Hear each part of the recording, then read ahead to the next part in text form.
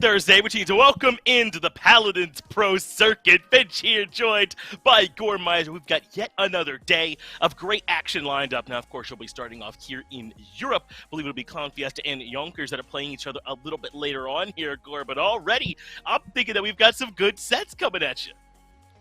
Yeah, I'm actually very excited. The first one, I think, first and foremost, ClownFiesta and Yoinkers. I think this is a good chance. ClownFiesta has not, or no, actually has been having the same good effect, I should say, that they've been wanting for the last few weeks. Yoinkers as well, having a really, really good start to this phase. And, you know, other teams, I'm actually really interested in Chromospace Interstellar, specifically because Chromospace hasn't necessarily been having the best start, but ClownFiesta here and Yoinkers, both of them, with only one loss, one's going to have to change. I think this is a really good chance for, I think, one team to kind of declare themselves the number one in Europe.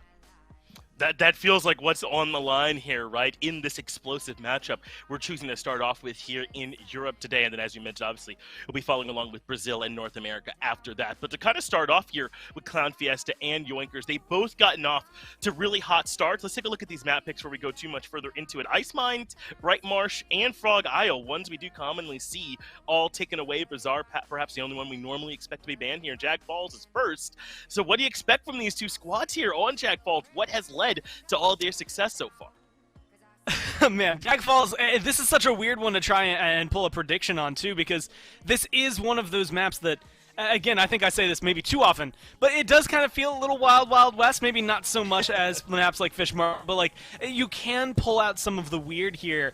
And I'm wondering, you know, for Yoinkers, a lot of what we've seen lately, Vivian, Victor, still I think very prominent on this map. We're in Europe, so yes, Ruckus does have to take a seat somewhere.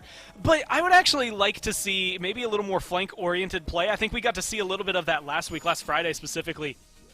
And even though we don't see it too often nowadays, I feel like they're still very big. Andro is at the top of that list, but even, you know, champions like your Eevees, your Maves can still work on this map in the right hands and in the right matchups, and I wouldn't mind seeing someone try to shuffle and figure out how to get those in there. But of course, it's Jaguar Falls, so first and foremost, give me some Bomb King. That's all I need. That's right, we want to see some Bomb King here. I'm interested to see exactly where they end up going with these first two, especially with Prosper out there, right? It feels like whatever you give him, he can do no wrong right now, so that could certainly be a strong pickup here for Yoinkers, whatever they elect to give him. Now, the Vivian you mentioned earlier is available. They banned away the Victor, also the Corvus available, only banned away the Genos as those two premier pocket healers. Then you also still have the Inara out there, is considered the best frontliner, and still plenty of flankers too, so a lot to go with here, but I don't know, I feel like maybe you want to grab Corvus right away if there is no other big support that's out there, or maybe you want to grab the Vivian right away with Victor taken away. Looks like between those two, Yoinkers elect to grab the Vivian. Yeah, honestly, when Ruckus is banned on any map and Vivian's still available, I think she's a very easy slot in to have, again, similar playstyle, even though she's not as tanky. She's not going to be able to close the gap between her and carries as easily because she doesn't have the dashes. But you're holding left click and you've got a shield that keeps you alive, you're going to put them on pretty much any player, and they're going to be fine. Instead of Hexafire, you get Sentinel, so instead of one huge burst of damage, you've got sustained damage that goes throughout. She's really good at what she does, which is just stack up numbers on numbers on numbers, and especially against someone like Inara, I expect to see a lot of damage from this Vivian. Wow, they're going to prioritize both their front line here, Gore, the Inara and the Atlas coming through right away, as opposed to trying to grab that Corvus when it's there.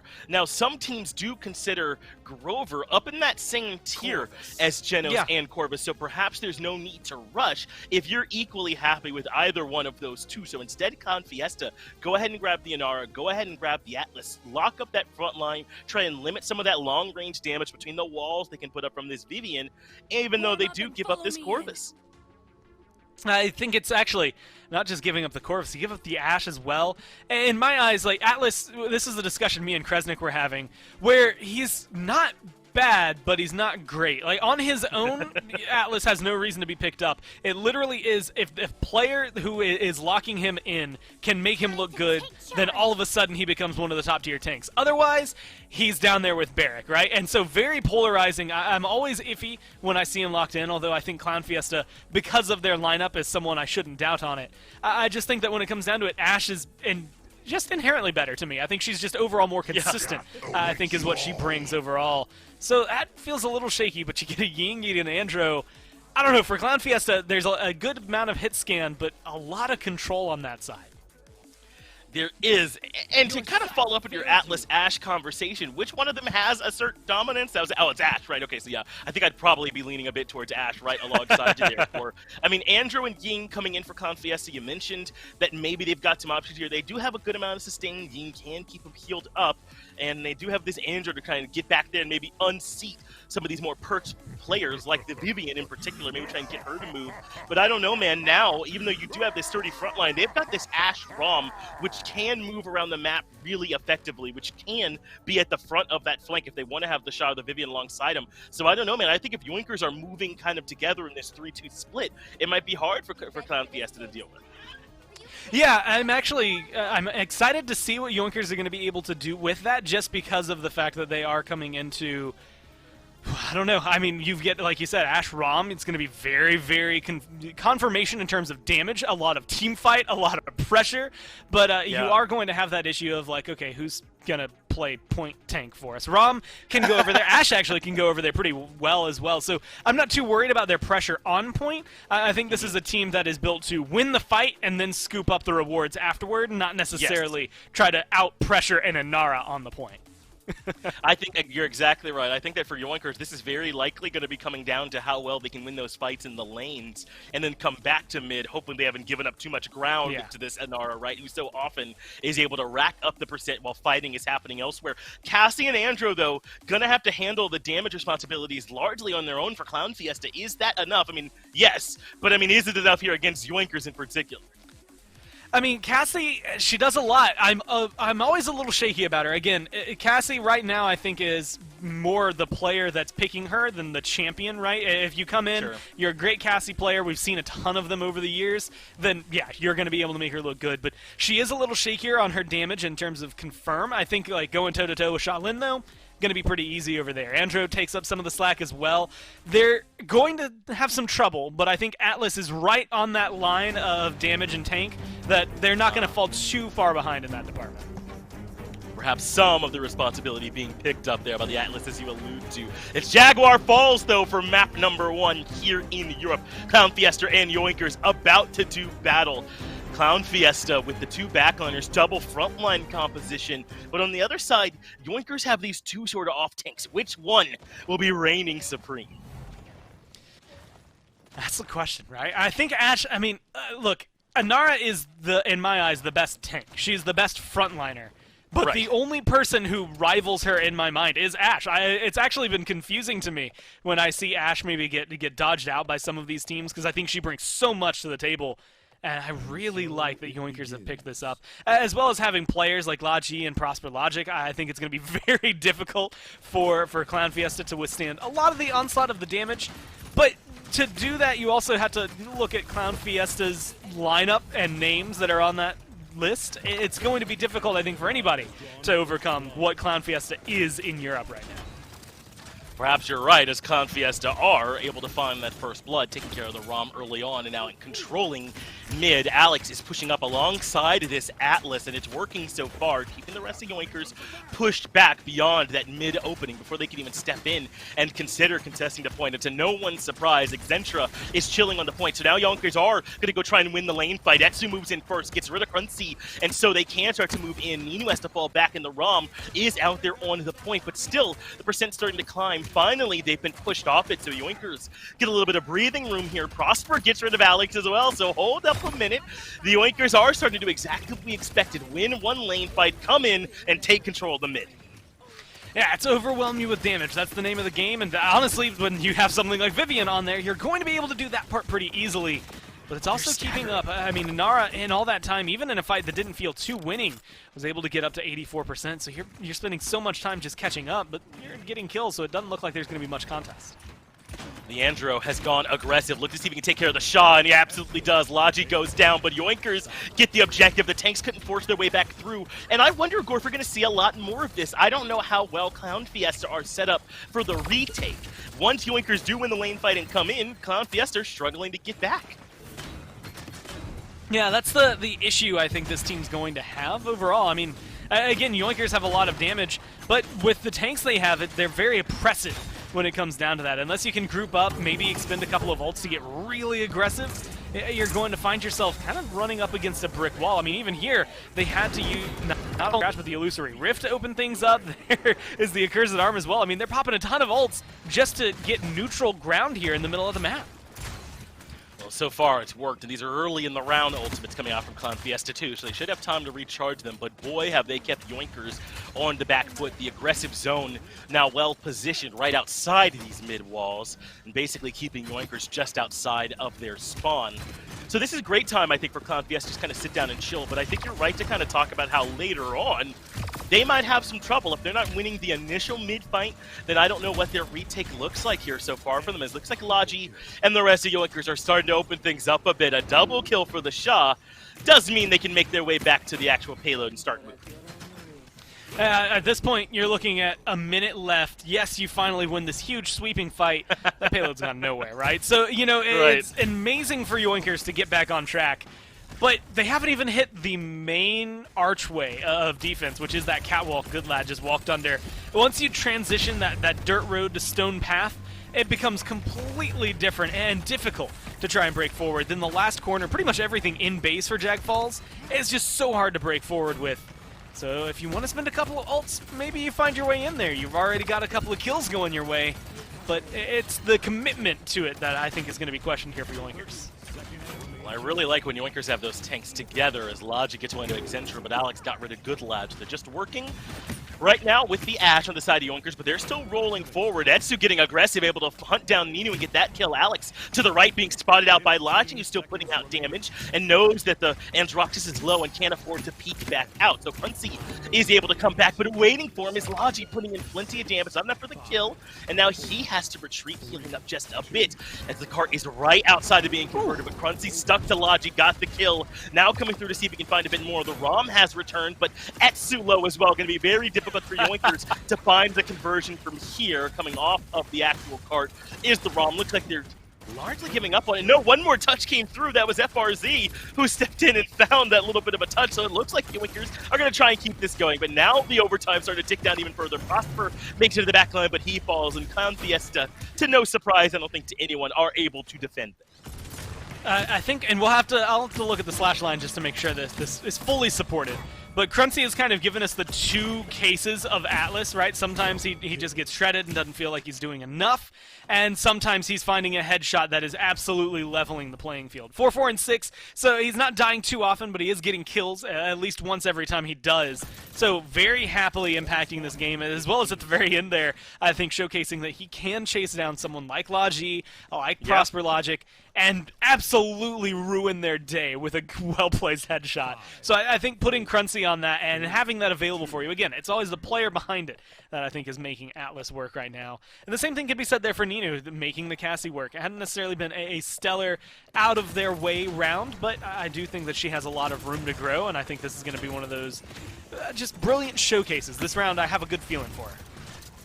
Well, they do send Good Lad into mid again this time for Yoinkers, and he takes quite a bit of damage for it. Etsu, though, is heading up the lane fight. Look to see if he can lock down this Androxus. I believe was piloted by Alex. Instead, recognize that they've got the support alone the back line, so putting in some damage. But Ninu and the rest of the squad push forward, but Good Lad gets the double. Seismic Crash does end up landing from mid. Well placed there by the Inara, but it's a triple now for Good Lad on the ROM. So they just come right back to the point, melt the Inara alone, and yet again, it's 84% for ClownFiesta, but Yoinkers have mid control. Good Lad up on the zone, trying to deny them any way to push in, while they continue to climb in percent. And the problem this time, Finch, is they used their ults in the first fight, so they don't have them for the retake around mid like they did last time. And even last time, it came out too late. Accursed Arm's available soon enough. They're going to be able to pop the Rift and maybe try to make strides with that. But they're going to need them, and they're going to need them heavily to make things go their way. But this is a big difference maker. All Yoinkers, even though they were in the zone, we'll try and get back to the game here in just a moment. They had to fall back more into mid this time, when instead they were kind of pushed up and zoning outside of it. So this is already looking like a better fight for ClownFiesta to find some kind of retake. But you're right, they used their ultimates early on in this engagement for, but just going to make things a bit tougher for them. And again, I think Illusory Rift, like, there are two ultimates in the game that I've always equated to press E and your team, at worst, is neutral, right? You don't lose the fight. Best case scenario, you win. I think Inflame is one of those ults. Usually it's something that you can convert into a win. But Illusory Rift is up there because it's 600 healing per tick. You're getting so much influx of it. Any fight you take is in your favor, right? And again, worst case scenario, they deal more damage than you. You're still coming out mostly healthy, so you should be able to wander into the point and find some minimal control there. And they're willing to expend it. It just doesn't seem to go well for Xentra. No, Jaguar Falls trying to force their way in. Good luck to kill Necronstein without the frontliners. Yoinkers win yet another mid fight. And now, Gore, the problem we thought existed for them on that first mid has become materialized. If ClownFiesta have to retake, it doesn't seem like they can push past Yoinkers. Yeah, this one not only being as commanding as it was last time around, but I mean, being this aggressive, ults in their favor, kills theoretically should be in their favor, even though they didn't quite come up that way. I mean, look at the health bars. Everybody on ClownFiesta is half or lower as of right now. It's just finding that opening. Logi forces his way in, gets the trade into Bolka, sure, but Prosper had already fallen earlier on, so perhaps a curious trade, but Xentra incredibly low on the left side. Prosper has now shown back up and gotten that kill. Descartes still not as pushed up as the rest of Yoinkers. You don't always have to have it with you. Prosper gets the double. The rest of ClownFiesta are forced all the way back towards spawn, just barely getting out of there is the Andro, who makes his way back into spawn to heal up a little bit, but now Prosper has the angle around the corner. Logi puts damage into Ninu, and anyone who steps forward must walk into their damage. Sentinels coming out as well as Prosper wants to put this one to bed, wants the conversion, and wants to go up 3-1, but ClownFiesta still have time to defend here.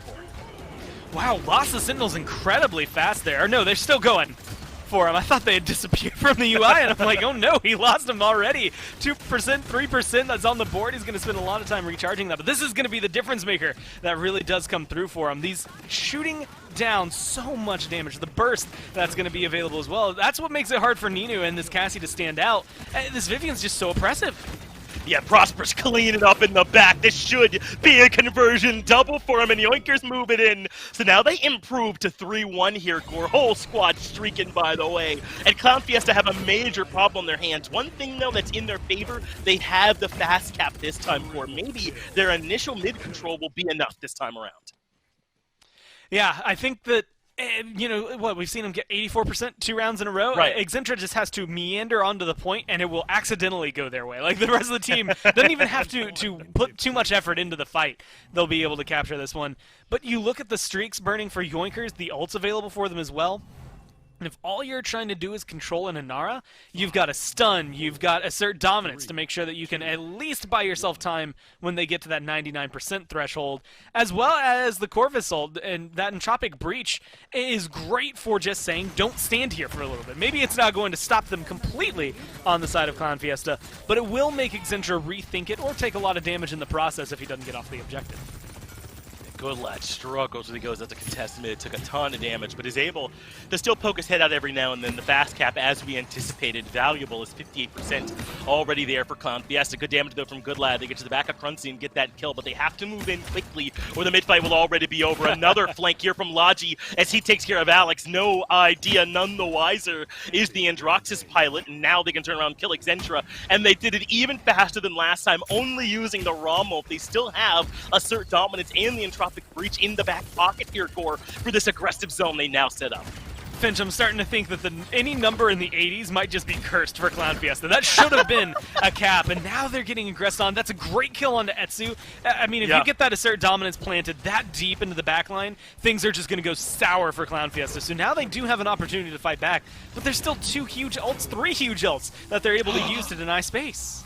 And they've already lost Xentra. Great use of that ultimate from the Corvus, and that will be helping to take care of Xentra. Prosper gets the kill, and Yoinkers means they get the 4-1. Impressive start to this one here from Yoinkers. And Gore, it kind of went exactly how we expected it to go, right? The lane fights favor Yoinkers, and yeah, ClownFiesta had mid, but it didn't amount to much. Yeah, there's a certain point where your goal, at least for Yoinkers there, was kill them dead, and we're just gonna do that really well every single time, right? We don't care about the objective. We do care about killing Exintra, but I mean, again, they got to 84, 84, and then 89% each time. Exintra is 2 and 9, but he wasn't the highest on their list in terms of priority. They wanted to kill Ninu, they wanted to kill Alex, they wanted to kill Cruncy, they wanted to get rid of anybody on ClownFiesta that would pose a threat to them, and then fall back for the scraps that were remaining of the team, because at that point you're in a 3v5, 2v5, whatever, and it's just so difficult, I think, for ClownFiesta to a good counter to that. I mean, how do you stop Rom while you're also dealing with a Vivian, while also dealing with a Shaolin? Like, there was just too many threats on the side of Yoinkers. Yeah, I mean, this Shaw was played almost to perfection in this game. The number of times that he was able to be their sort of pseudo-flanker, not really a flanker, but able to kind of push past enemy lines, sometimes using that stealth aggressively, then finding the kill. There's exactly what we were thinking it was. The Entropic Breach spelling the end of Exentra, and Prosper getting the kill credit towards the end. But man, what a nightmare first map on Jag Falls that was for ClownFiesta. They have to wipe that one from their memories and get ready for map number 2, whatever it may be. Looks like we already know it's Splitstone that we'll go to. Man, so Splitstone has quickly escalated in my mind to being very close in equivalence to Ice Mines. Like, it's not quite used in the same place. A lot of teams will pick this as their first map. Some teams pick it, I mean, here, this is going to be, I believe, ClownFiesta's map, or unless they chose second pick on their first map, it's Yoinkers. Either way, one of the two teams had to choose it. It's not used as the great equalizer, but it is definitely, playing into strengths that I actually think maybe favor Yoinkers here. You've got long hit scan players on that side of the squad, nice open point. I mean, you take a lot of the things that were going wrong there on Jag Falls, and they just get worse here on Splitstone if you don't correct them.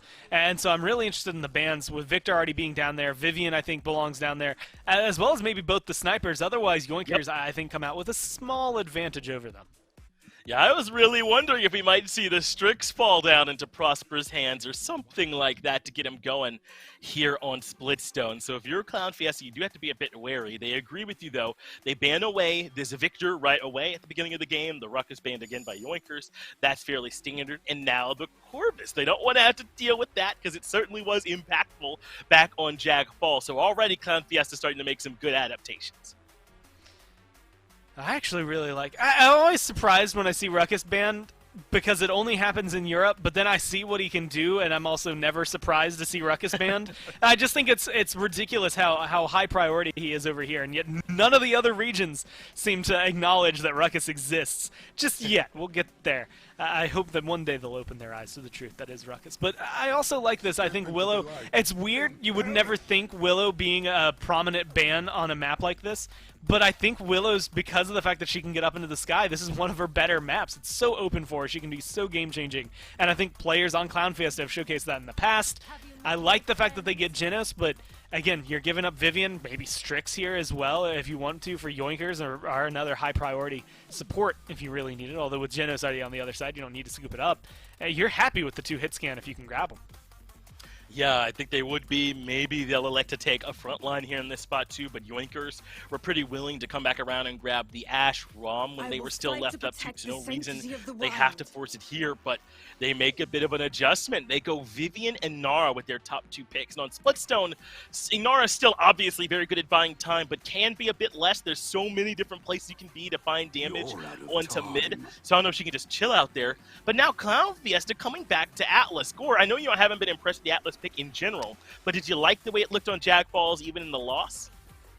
Yeah, I think Cruncy makes it look fine, and I think Cruncy has had experience, again, at the top of the highest level of play, playing this against some of the best teams in the world. So I'm not going to, I guess, ever look over what he's able to bring. Plus, this map, I think, just gets better for him. Now, all of a sudden, your hit scan is able to go cross-map. You can hit Vivian and Nara from further away without maybe having to put yourself in as much danger. And I also had to give credit to ClownFiesta because Maeve has been one of the picks. Maeve and Eevee were huge last year. And right now, maybe there's stuff like iffy servers maybe sometimes causing, whether or not you want to pull out a blaster, as well as the rise of hit scan, just making it very difficult for someone like Eevee or Maeve to really step to the forefront and maybe showcase what they used to.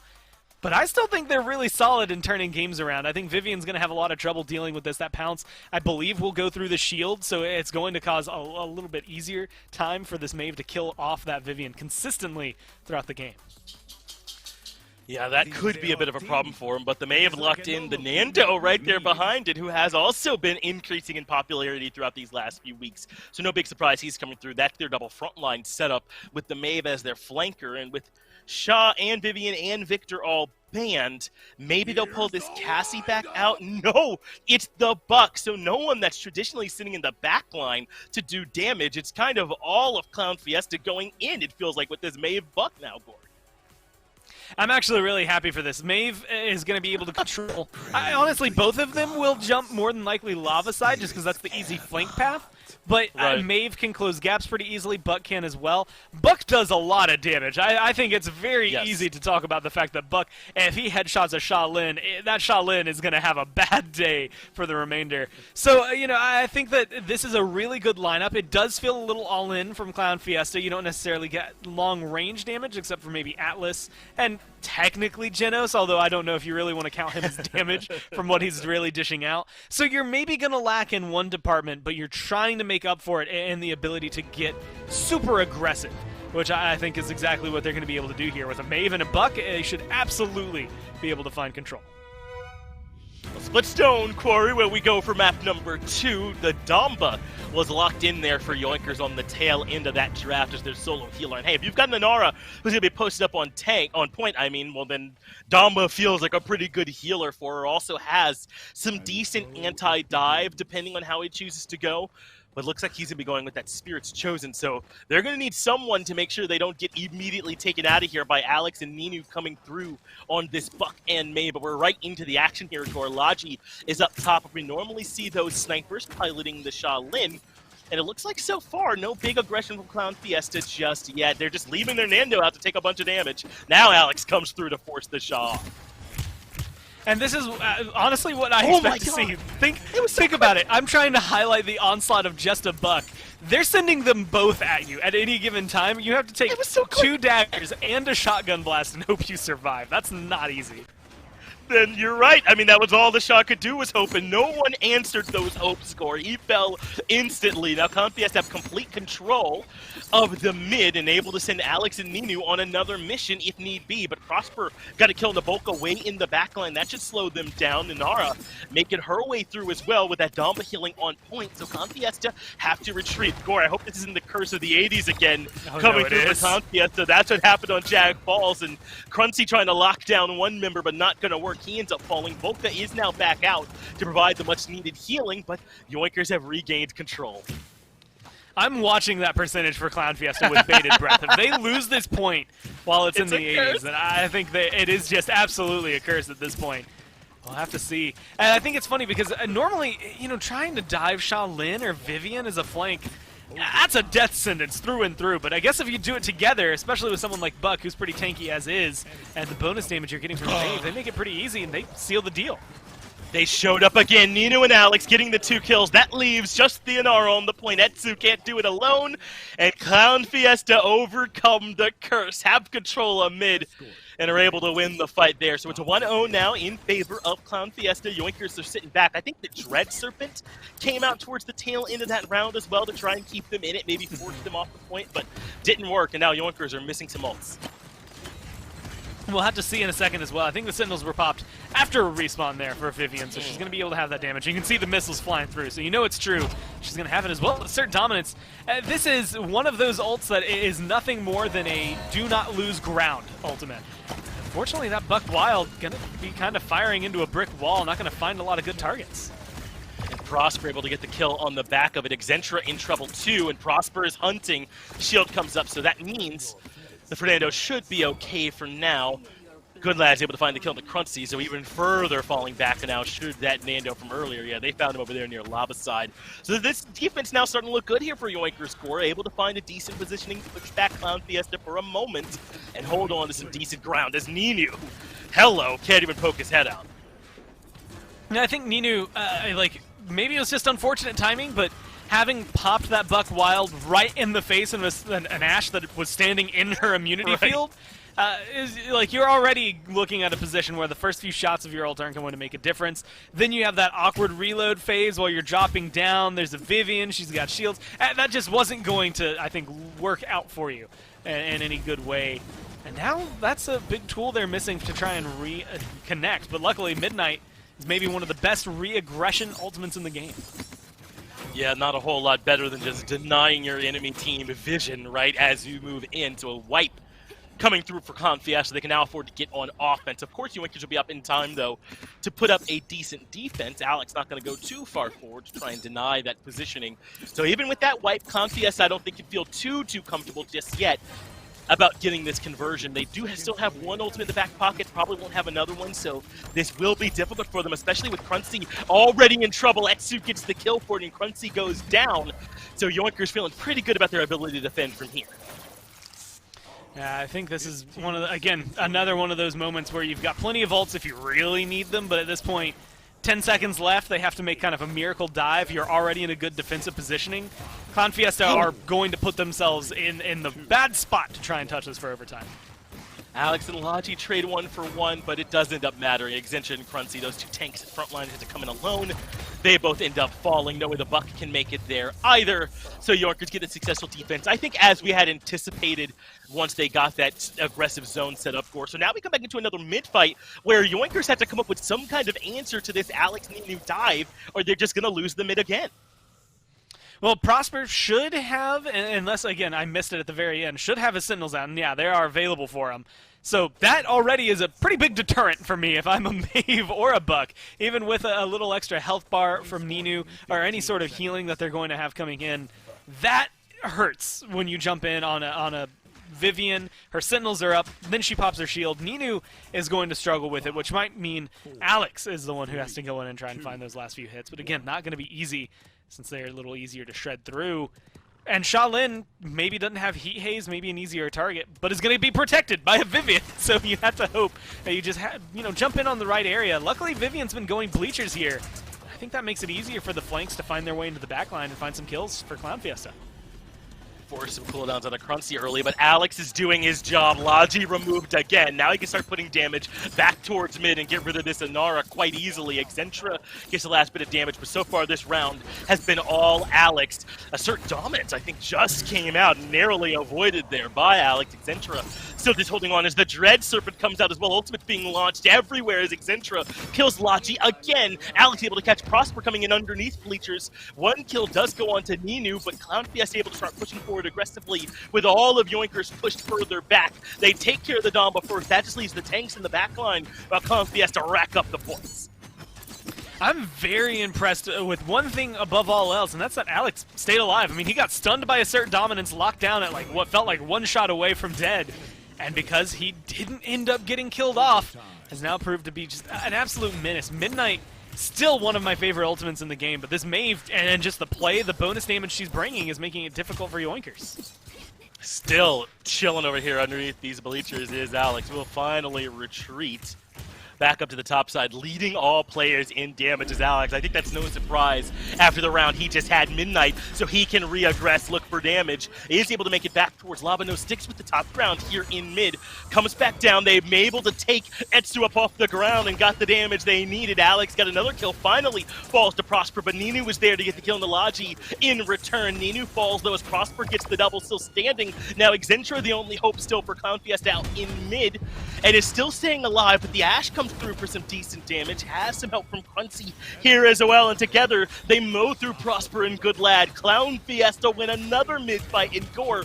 These have both been brutal, dragged out mid-fights that ClownFiesta have won.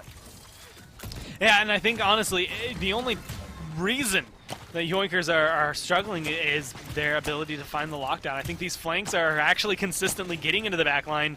It's not something you expect. Again, Vivian, Shaolin are some of the best at dealing with flank pressure. But I think Alex just has that leg up over the Shaolin right now, is very good then at diving in onto the Vivian. And unfortunately for Yoinkers, at least around the mid-fight, Vivian's been focused very much on bleachers, going down and kind of being in the ground fight, that is, instead of up in the high ground, hanging out with the Shaolin. And that's just made it a little easier to dive the Shaolin more consistently. Ninu wants to get rid of their Etsu problem.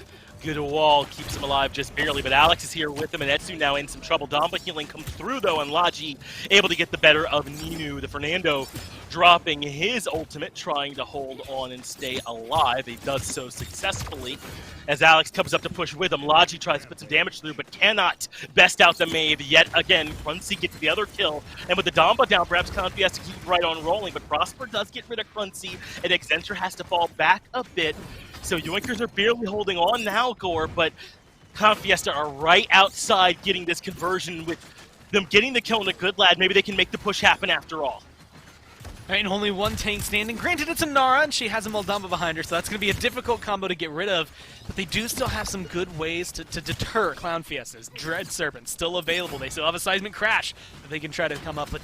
When you lose your DPS, it's, you know, how much can your tanks withstand, because they're just going to be taking the brunt of the damage now. It's going to be difficult for them as ClownFiesta start to move in even further. Basically, the only thing keeping them alive right now is going to be the Ashe and the Inara, and they both just fell. The cart can now continue to roll in. If they force in the Damba, he's able to get rid of Excentra. Benino gets the return kill onto Prosper. Laji wants a touch too, but he falls as well. ClownFiesta gets the conversion, and just like that, it's 3-1. And at this point, Alex is the beginning, the middle, and the end for ClownFiesta, and Yoinkers do not have an answer. And this is why I've been talking, like, I was talking about it a ton last week. I was talking about it, I think, the week before, where I just, every now and then I keep mentioning Maeve, and then I almost laugh at myself, because I'm like, dude, no one picks Maeve anymore. Like, no one's playing her. But then I think about what we've seen her do and all of the non-changes that happened, right? She just kind of disappeared as we saw the rise of hitscan, because it became a little more difficult to make her work. But Alex is 10, 2, and 17. He's absolutely one of the biggest reasons for ClownFiesta. Midnight, not available here, but one of the best ultimates for either aggressing into a team, or if you're, you know, about to lose a defense, it stops the other team from being able to aggress that well, or it allows you to then win a comeback fight. There's so many utilizations for it, and now you're just seeing that bonus damage really get put to work. Yoinkers stack of lava this time, though, Gorham. That's made a huge difference for them. Ninu and Alex got pushed back instantly, and Ninu pushed all the way back to the grave. So Yoinkers holding on a bit. They've got the fast cap. Pruncy has fallen. That's left Excentra alone on mid. He says no to that and tries to leave, but Prospero won't let him, cuts him down. And just like that, Yoinkers is able to look much better in this mid fight with the fast cap helping them out. Looks like Nino going to come forward to try and contest, dies on the point as expected. Now we'll see if maybe Excentra can make his way through. No, this is Cruncy coming. He does touch in time to get the overtime. Alex trying to move in through lava as well, but Yoinkers with that fast cap have already gotten to 99, already gotten to overtime. The ultimate coming out from the Fernando to hold on as well, so ClownFiesta's still in it, but Cruncy goes down, makes it a lot less likely, especially once Excentra has to fall off. Logic gets the double. I was watching for that Immortal, waiting for that last 2% to really come through. Alex still doing literally everything in his power to try and find more kills. But, you know, comeback mechanic, there's only so much you can do when the game is giving Yoinkers that advantage to be able to find themselves not only the objective capture, but just a great position to fight from. You're already staggered out if you're ClownFiesta. Everyone's forced to make these awkward decisions. You have to jump in, throw down, and just hope that you don't die too fast. That Immortal coming up was the opening for ClownFiesta to maybe try and come in, but they just weren't able to do too much with it. Unfortunately, the tanks were already low. It does have a low threshold, but 1,500 health is what it stops you from going down below, but at the end of the day, if you're a tank and you're at 1,500 health, even once that disappears, you're dead. You're not coming back from that, and that's what happened to Cruncy. Almost immediately thereafter, it's what happened to Excentra, so ClownFiesta just couldn't find that window. Now they are finding a good stall, and I think they're going to be able to hold on to this pretty well, but I think Yoinkers have a really good draft for doing exactly what they just did, which is holding onto something with an iron grip. They just have to get positioned a little bit better. Again, Vivian's been jumping down into the fight pretty fast, but Prosper Logic was a huge portion of that last win. Alex is right on a knife's edge of being able to get this kill into Prosper, but just barely can't. Finally shuts down the Damba. Excentra gets Prosper, so that lava side dive works for ClownFiesta this time on defense. They took care of one at the very beginning. It was Logi. He traded his life, and the other two came in to find the return kills. Alex now taking care of Etsu as well, so Yoinkers with the full disengage at this point. Now I think Yoinkers, It's been the problem all game. How do they deal with Alex and Ninu working together? But now, even on offense, they have that problem. They tried to stack over here in lava. The ClownFiesta just barrel through, blow them all up, and don't allow Yoinkers to get set up. They have to find a way to win a fight when it's not happening on their own terms. I'm talking about Yoinkers. Yeah, I mean, at this point, they're just forcing everything to fall in their favor. And they still have, what, 30 seconds left to try and continue this push. Would they keep getting kills staggered out like this? I mean, ClownFiesta theoretically should be losing a ton of pressure, but that payload, I don't know, 30 seconds left to get it as far as it needs to go. It's possible. Overtime is definitely something working in their advantage. But how many ults do you want to use, especially because all you're going to do is tie up at 3-3? Anything you use goes into an even point fight without that utilization, that ult available for you. So they have to be very careful what they throw out here just to try and get a conversion. Not going to be easy for them. It's not even the worst case scenario, as you said, to come back into the mid with your, with the cash to spend and with a little bit of fast cap helping you as well. And it might be what happens whether or not Yoinkers want it, as Alex and Ninu are again the problem. They blow up the backline of Yoinkers, and that is it, defense successful. But that might have been a small blessing in disguise, kind of as you were alluding to. Yoinkers will have 4 ultimates for this fight, same for ClownFiesta, but Yoinkers will have that half fast cap to help. Just being able to get aggressive. Prosper 69 and 12, and you've got Alex up there as well, the great EA. Like, it feels like there's 2 dynamic forces right now that are working against each other. 15-4 and 24 there for Alex, that are just going at a head, trying to figure out what is going to, I guess, force the other one to fall down. And then everyone else is just kind of falling in and filling in the void. I mean, Crunchy's doing pretty well, Ninu's doing pretty well, but it does feel like Prosper is the reason right now that Yoinkers are fighting back as well as they are. So if he goes down too soon here, then you could start looking at ClownFiesta maybe walking away with this map as a win. They've run into Crunchy over near Bleachers, and he falls right away all alone. Looks like there could be some trouble coming from Alex. You saw Prosper looking around for him, but he was not there. Ninu and Volca took care of Logi and Friezo elsewhere to get rid of them. Then they just turned their heads back towards Etsu. That means Prosper, the only one left alive. And he does get the better of Alex somehow, but he's all alone, so he has to fall back defensively. ClownFiesta, even losing Alex, still have mid control. Yeah, and this is something that is going to be difficult to displace them. They don't have many ults available on ClownFiesta, and kind of surprised to see the lapse of point control there. I mean, they were waiting for Eccentric to get back, but I'm surprised they let even a few seconds pass without them standing on the point. They don't have many ults to contest on either side. I mean, Heat Haze, it's a good equalizer if you have a solid ult come through, but I'm still looking, now that everything's equal playing field, towards Prosper Logic. I think this is where he gets to shine. They're going to need him to come up big. They cannot afford to lose this mid, obviously, for Yoinkers or ClownFiesta. Just take Splitstone just that easily. Crunchy's getting aggressive. Logi is low, and Ninu will not allow him to escape. Another kill coming through for ClownFiesta, but Exentra still holding tight onto the point until he ends up falling. Etsu as well, as Prosper and Alex end up trading kills. No one with control of mid right now, as it's bouncing back and forth. But Ninu getting rid of the Damba means there is no more healing for Yoinkers, at least for now. So Alex, if he can find some damage, he knows it will stick. Ninu gets another kill into Prosper, and that should be enough, especially when the Void Grip interrupts Good Lad from doing the dash. But Etsu is back. Exentra gets rid of everyone that isn't Etsu, so now they pump their damage into the Anar, who's holding on fast to the point. Not enough for the kill just yet, but Crunchy finally gets it. Overtime ticking down. In comes the Damba to find a touch, so overtime continues to tick. Now Prosper comes in, but it's not enough. ClownFiesta hold on and tie things up 1-1. That was, at the very end, just interesting to watch. Tanks dying left and right, and you just have Prosper Logic on one side, Alex on the other, and then Ninu as well picking up some of those kills, just to make sure that it came down to the DPS more than it came down to the front lines there. And unfortunately, they had 2 that were able to kind of pick up the slack there. The Shaolin, as much as I like it as a pick, didn't really get off to a good start and didn't really find itself. 7 and 18 overall there. A ton of deaths, ton of collapse, and Prosper goes 20, 10, and 13, has a solid game, but there's only so much you can do when you're kind of the sole DPS at that point. 88,000 damage is nice, but it wasn't getting converted to anything. Alex and Ninu were both up there, both finding kills, both getting pressure onto Good Lad, onto Etsu. I think obviously onto Logi, who had the most, I think the most deaths there. But they were also getting out alive, finding kills onto Prosper, making everything unfortunate there for Yoinkers. And they were able to pull back a lot. I think Yoinkers put up a great fight for a team that really did feel like they were at a, not even, I don't want to call it a disadvantage, but like they were fighting from behind the entire game. And they definitely were fighting from behind the whole game. This was ClownFiesta's map, it felt like, on Splitstone this time, as they kind of just ran over Yoinkers. You're right to give them some credit. Yoinkers for holding on as long as they did.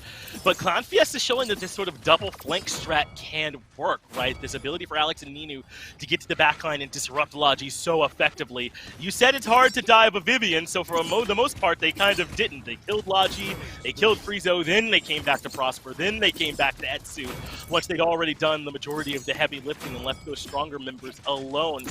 So ClownFiesta is showing they absolutely can bounce back in this set. It's not going to be free for Yoinkers if they want that sole #1 spot all to themselves.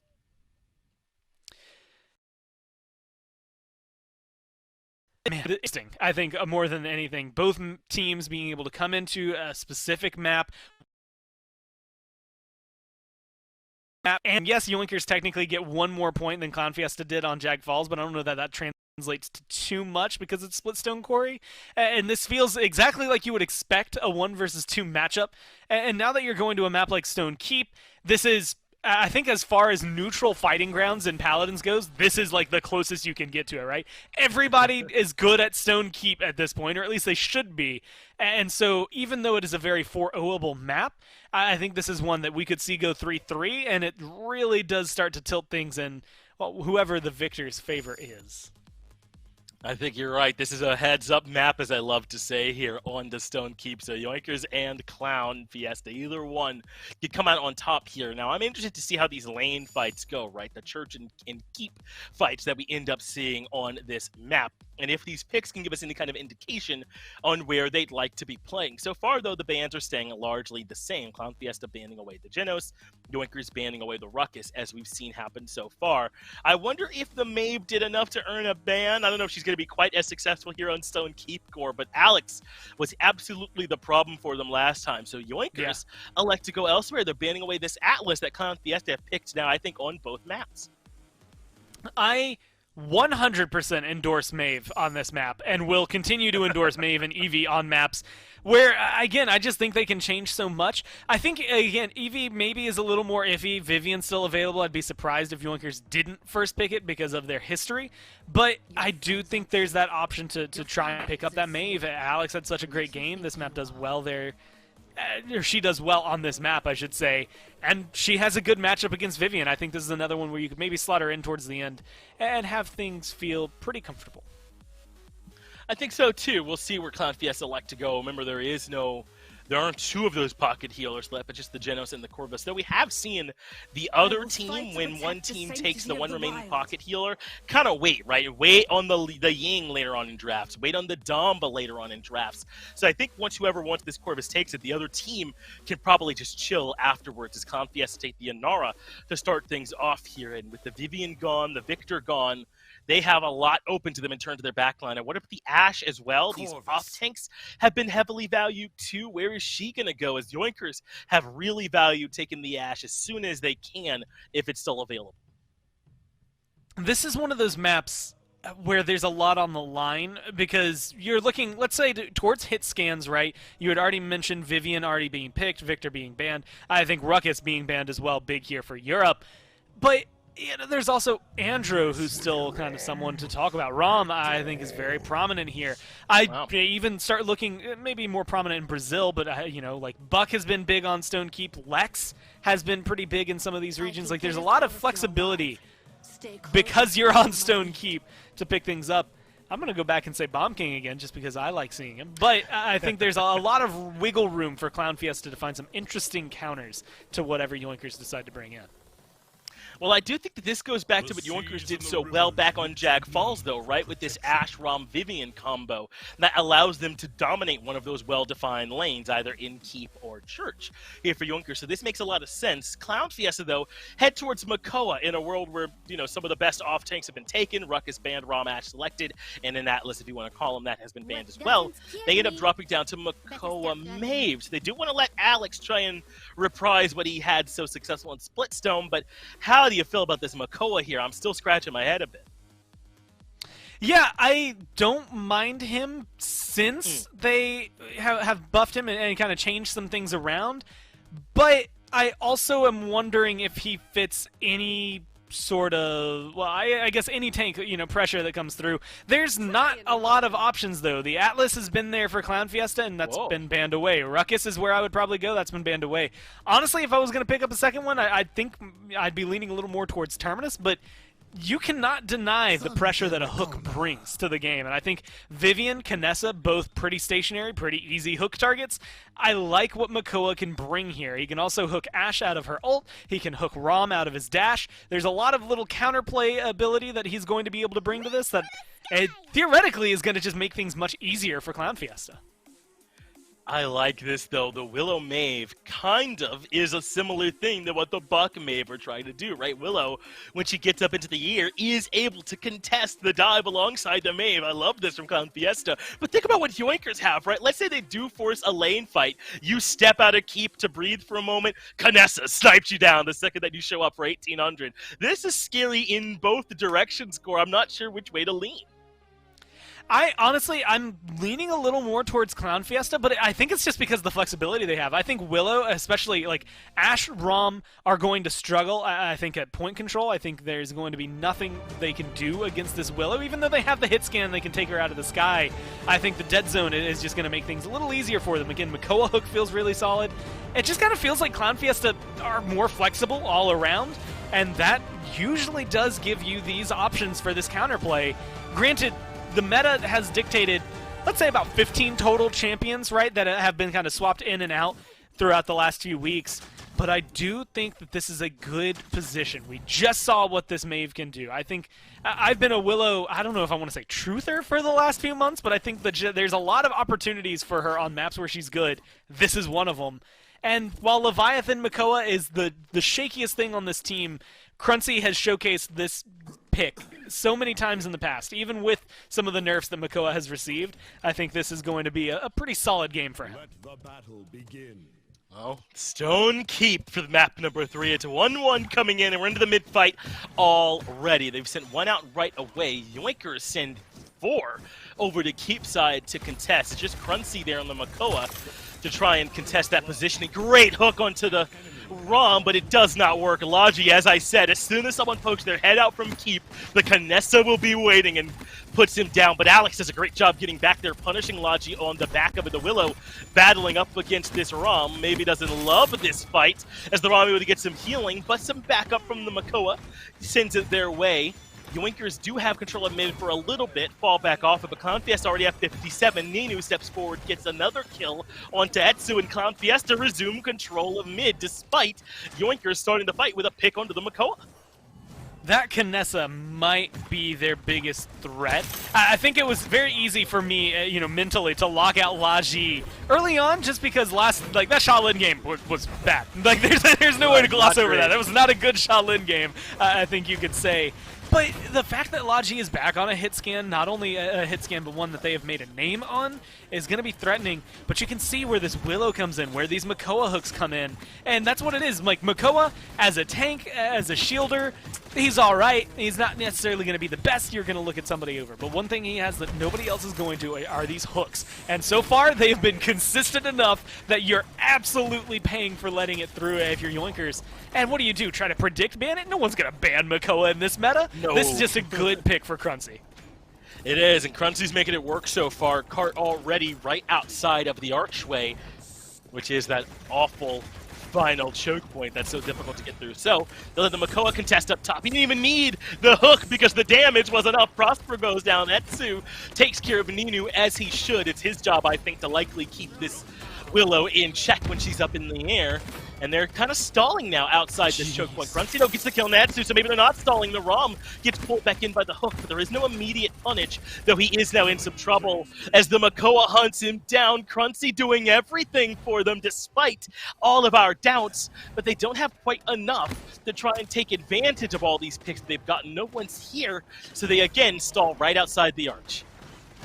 I mean, that's just good Makoa play. I don't even care that we didn't see anybody else. That was just great from Cruncy, pretty much from top to bottom, right? Good hooks, good use of the dash as well. It's one of those things, a lot of people have used it, and there's cards that reset it, that help you get out, but for the most part, it still does damage. Your cannon still does a lot of damage, and I think this is just a showcase of the right hands as well, being able to control it. He was looking for some cheeky hooks there at the end as well, right before he died, trying to find someone to pull off the edge.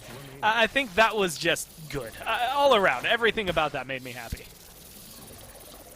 They're in a good spot now. Well, not Yoinkers. They've got the cart right outside of their door. They're holding on, hoping they can keep it defended. Coming up nearby is ClownFiesta, and this is one that can absolutely be converted in overtime, so this is not over by any means. The Kinessa in the back, though, unless she gets moved from this positioning, should be able to find some good snipes. I mentioned the wrong person, not Logi. It's Prosper finding the triple kill. Nina and Cruncy all sent to the afterlife by the barrel of Prosper's gun. That means they can hold on in this 1-1 and try and have a better mid fight this time around. Man, I will say, as much as I like, and I feel like I was saying this last year, well, several times, Prosper is not a one-trick, even though you might think Prosper is a one-trick. And it's mainly because Prosper will play the same champion over and over and over again if they're open. And last year it was Victor every single time. We kept memeing it where we were like, Prosper can play at least 6 more champions. We just never get to see it because he never has to. No one bans against him. That's what this Vivian feels like right now, where he's just having a good game, and he's going to consistently play like this on this Vivian until someone takes it away from him. And then we'll get to see him play something else just as well. It's just you have to start taking away. If you can get some pop-offs from Logi, which I believe we'll see from his Kinessa, especially with a Headhunter available this round, then this is a good part and good fight for Yoinkers. Cruncy again, though, is the problem. Takes care of Prosper Logic early on with that Dredge Anchor, able to get rid of Friezo as well, as Cruncy is everything so far. There's the ultimate from the Rom. He's absorbing that too. Gets the hook and pulls him back towards the rest of the squad. So Good Lad goes down. He gets Ninu before it though, but Etsu is able to get the return kill on the Cruncy, but another one falls through from Alex as he gets rid of Etsu. 99% on the point though for ClownFiesta. Now with the kill feed lighting up in their favor, Yoinkers have no answer. These mid fights have gone handily to ClownFiesta so far. Yeah, honestly, this game can be described. I think Corvus is bringing a lot. I think this Maeve is bringing a lot. I think Willow's bringing a lot. I think the flexibility of ClownFiesta is more or less what is winning them this game.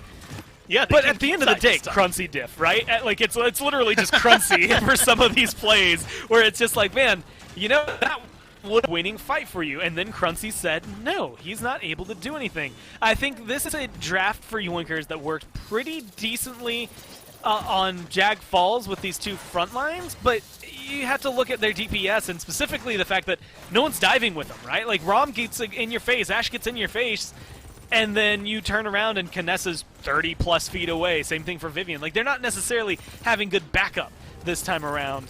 And I think that's stunting them. It's allowing Maeve and Willow to get so much ground. It's allowing Cruncy to just run up to him and say, what up? And usually end up killing them if he has a good hook. Worst case scenario, he walks up and is a big distraction factor. Even there, forces at least Prosper to play back. So I like the way that ClownFiesta have been able to get into this because it just feels like Yoinkers' draft isn't going to synergize well enough around point fights. It's been difficult for Yoinkers so far when they've tried to have the Vivian in some kind of nearby position. I think the real problem is Cruncy just pulls Prosper from back there or walks forward with the ultimate up. That one is also fine. Looks like ClownFiesta have to retreat, or not retreat, Yoinkers have to retreat at this point. ClownFiesta right outside the door, moving forward. Logi finally putting some decent damage in. That takes care of Ninu. Prosper able to get rid of Exentra as well. So that should stall out this siege for now, but plenty of time on the clock still for ClownFiesta to come through and find another conversion, or find a conversion, try and end this round. You can stall this out, which is something, again, I think they're going to be able to do this. I would not be surprised if this ends up being a 4-3 for ClownFiesta just through defense from Yoinkers. I think it's difficult to displace an Ashe, although that's a good way to start it off with a good hook. I think it's difficult to pull that Rom out of position. Same thing for the Vivian, the Kinessa. They're going to have an advantage because this courtyard is nice, wide, and open. Good for hit scan players all around. But I think that this is the only place where their comp is going to show as many strings as it truly has. Unless you get one really sick Dread Serpent, things just don't tend to line up for you. All the way over to the left side is Good Lad, and he ends up falling. Logic gets Excentra, though, so without Excentra, this job gets a lot harder for ClownFiesta. I don't know if Cruncy can handle those main tank responsibilities the same way he has the off-tank ones. Volka goes down as well, and as you predicted for another successful defense, even Etsu getting a kill on Ninu after time, as another defense comes through for Yoinkers. ClownFiesta, though, no need for them to panic. They keep winning these mid-fights, they will win Stone Keep. Whew, those are just good daggers. That's just good aim. Yes. I can think of countless times where you choose the wrong target there. So good on Alex, I think, keeping his head about him, even though there's 3 people in front of him. And 4-1 and 7, maybe, again, nothing stellar. 6-6 and 5 there for Ninu, nothing insane. I think a lot of this is coming from the pressure they're putting out in these mid-fights. A lot of the kills picked up by Yoinkers are on defense. So it's going to normalize some of those KDs pretty easily. But then you have to watch Cruncy. At this point, Cruncy and Alex are the 2 that are winning point fights handily for their team. Excentra just moves in and does Inara things. It's just making it so difficult for Yoinkers. I mean, look at this. Already it's 27%. And I can't think of any way to displace this Inara. Well, there goes the Dread Serpent ultimate coming out, used over near Church, and for all the good it did, Prosper and Friezo both in the ground after Cruncy and Nino just walk right over them. The Assert Dominance being used inside Keep to try and keep them alive too, as meanwhile the Willow is battling it out with Good Lad, and Good Lad cannot win this one. Ninu getting the better of him there, over back inside Keep now as the Ninu shows up. Ends up falling to Prosper, but Alex is there, gets rid of Logi, 87% to 0, as the Ashe finally finds her way to mid to get a couple of percent up, but ends up falling for it right away. Prosper, Etsu, and Friezo all go down. That's Volka, Excentra, and Cruncy all getting kills, and yet again the mid fight goes easily for ClownFiesta. Yoinkers is getting close to no contest in these mids now as ClownFiesta win another. Yeah, Etsu kind of gives their life in order to make sure they get 6% there. And this is getting to the point where, and this is, maybe it's on me, maybe I wasn't paying enough attention to the way the team fight shook out. But 4 ults disappeared for Yoinkers in the middle of that. The only one I saw was the stun from Rom, and I'm going to tell you, it didn't do much. It stopped Willow for a second overall. I just feel like Yoinkers, especially thinking about it now, Headhunter may be able to do some stuff, and Sentinels, but otherwise, this is a really good, draft to build resilience against. It makes it so that Assert Dominance isn't going to be that great in terms of stun potential. It's already not going to be great because Mako will just hook you out of it consistently, and then finishing returns or diminishes because of resilience. Same thing there for the Rom ult, being able to lock him down. That stun's not going to be as matter. And honestly, they dropped so much, and ClownFiesta has to shrug every single one of them off. This looks like it could be a push finish. It certainly could. Midnight being used right when they get to the arch side so they can regain some positioning. Etsu, though, was isolated up top, but a great shot from Logi to keep up with the very quick Alex and shut down that Maeve. But I don't think ClownFiesta should slow down just because they lost him. Good damage still coming out, and that's enough to get rid of Good Lad, but Logi still entrenched, still in position, gets the return kill onto Cruncy. These kills for ClownFiesta are coming at attacks, and the tax is Logi, as he's able to find anyone who pokes their head out and put them down. So they hold on, do Yoinkers a little bit longer here on defense, but ClownFiesta can keep approaching this siege with low risk, right? Because they've been winning all the mid-fights so handily, they don't need to win the conversions. This is one of those moments, and when you have a Kinessa that, like, Logi's had some okay moments all around the point fights, the mid fights, but realistically, this is where your Kinessa should be shining, and I'm happy to see that happen, but I'm worried, because now Cruncy's in your face, now Cruncy's ulted, now Cruncy's looking for kills, he's out for blood.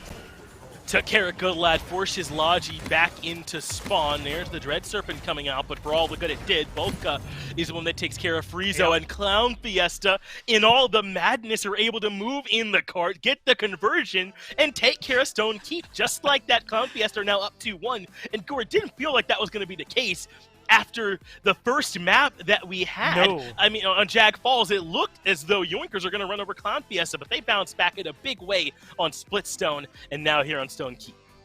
Yeah, especially, I mean, Jaguar Falls, like you said, it was a 4-1, but I think there's so many things that go wrong there. It's maybe difficult to highlight every single one of them, but I'm going to try anyway, just because I think that is technically what my job is at this point. Yeah. There's synergistic problems, I think, for Yoinkers in their draft.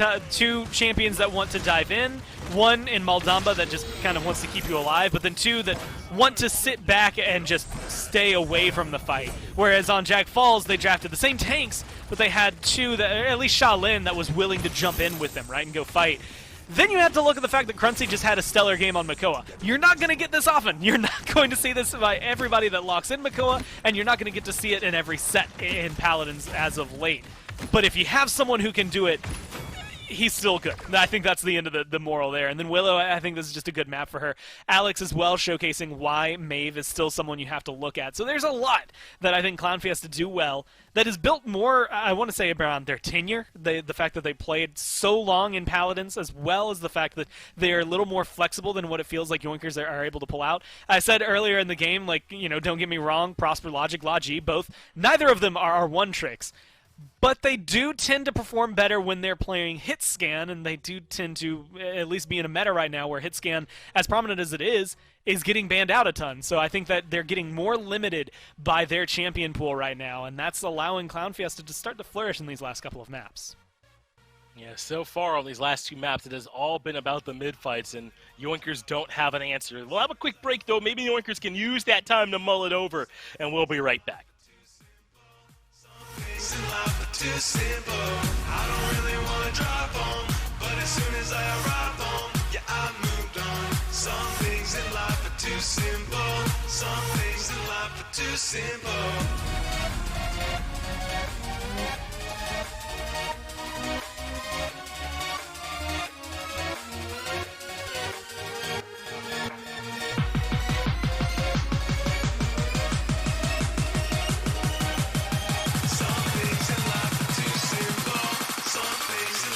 Too simple.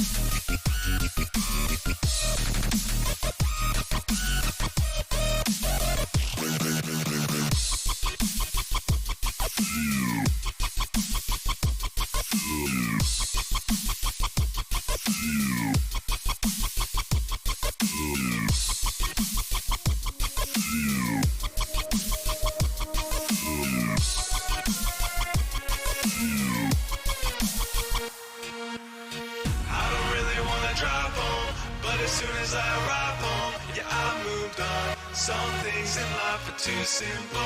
Some things in life are too simple. I don't really want to drive home, but as soon as I arrive home, yeah, I moved on. Some things in life are too simple. Some things in life. Welcome back to the Paladins Pro Circuit. We are right in the middle of a epic battle at the top of EU between ClownFiesta and Yoinkers, and right now ClownFiesta seem to be on top here, Gore. They just won 2 maps in a row. Yoinkers have struggled in mid-fights on both, and unless they can come up with some kind of answer, ClownFiesta are just going to run away with it here on our 4th and potentially final map. But Gore, it's Fish Market, and this is one of those maps where I feel like all the rules kind of fly out of the window. Yeah, everything you know about Paladins has to get kind of put on pause in Fish Market. Like, There's one truth on Fish Market, and it's not even competitively allowed right now, and that's Io. And like when she's in, then she is the only thing that matters. If you can get Io, then you win Fish Market. I think that just goes hand in hand because you can go like, what is it? Io, Ashe, Rom, or Io, Ashe, Khan. You just win with 2 off-tanks. That being said, the one map that they've played so far that I guess is closest to Fish Market and closest is in maybe some of the biggest parentheses I've ever put is Jaguar Falls. So Yoinkers have shown they can win a map like this. But I think this is a strong map when you go back again, the tenure, the history, ClownFiesta, a lot of their players have played against what I would argue were some of the best Fish Market players in the world in Envy last year in the PPL. So they know at least some of what works here. And as long as you've, ever done VOD review, if you want to learn how to play Fish Market, I think just go watch that old Envy team because they showcased a lot about this map. But off tanks, pressure, you're looking for kills, not point control. Point control's nice. But again, you're looking for maybe picking that up after you win the fight. You need maybe some flanks. I like the fact that Maeve is banned here. I think Eevee can do well here. But I think Eevee can, again, I said her almost every single map this time. She can do well on a lot of maps. I think you can look for snipers here and still have them do well. Your tanks are still going to be important, but you could go double off tank and just find a ton of pressure instead of looking for someone like the Inara who just sits on the point. Well, Yoinkers have been running the double off tank, right? The Ash and the Rum, and it just has not been working for them. They've been getting bopped. Good lad, I think, went 2 and 11, something like that on Stone Keep. It just was not working for them. So maybe an adjustment as they head to the Inara first overall pick. The Genos band, but Corvus still out there. Victor and Vivian are both still out there in some kind of nightmare world that we're currently occupying. And the Atlas also available, which Yoinkers had considered banning on that last map. So now ClownFiesta can go right back to it with this top pick and basically have just about whatever they want with this second pick after it because so much stuff is still out there. If they want to try and get another flanker, they can. If they want the other pocket healer, they can with Corvus, or their pick of Victor Vivian, they can. But it looks like they're going to go with Atlas Corvus. So Yoinkers now have some decisions to make in terms of what they want to grab here. Man, as much as and I can't believe I'm saying this, as much as Victor and Vivian, at least as meta picks, are easy to scoop up, I actually don't know that I want both of them. I think Victor is someone you can swing on this map, but Vivian feels just too immobile. Even though she has some movement speed cards, she can technically get around decently, and that shield does help some anti-flank. I just don't know that you want both of them in a map where, overwhelming power can definitely give you the lead. I think it might maybe pigeonhole you a little bit. So I'm happy to see Yoinkers go for something like the ROM. Atlas, at this point, Corvus, I wouldn't mind seeing Ash picked up for ClownFiesta. I think Terminus as well could maybe be a big pickup for them, at least somebody who can combat the Inara pretty well and stand on the objective well.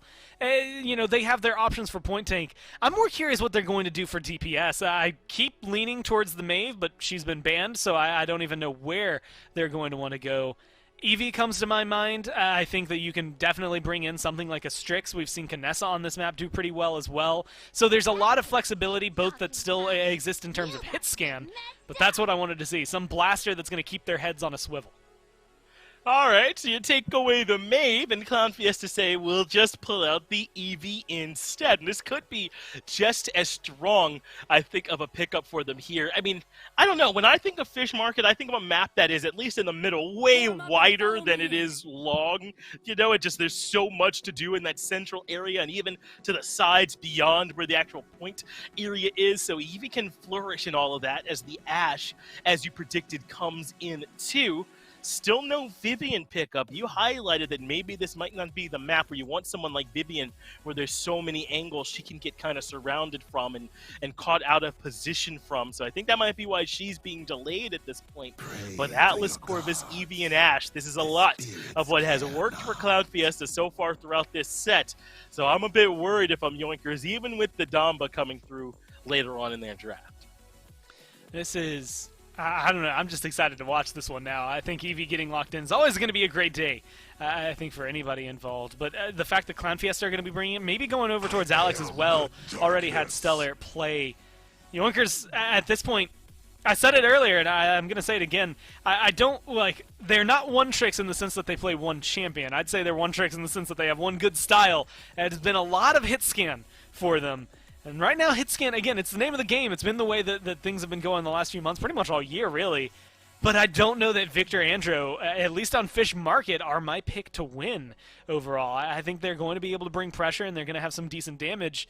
But I think Eevee's going to keep this Victor pretty well locked down. I think ClownFiesta here are in a position where they could very easily lock in something like a Kinessa and just take Andro out of the sky as kind of like this anti-air if they wanted to and still be happy.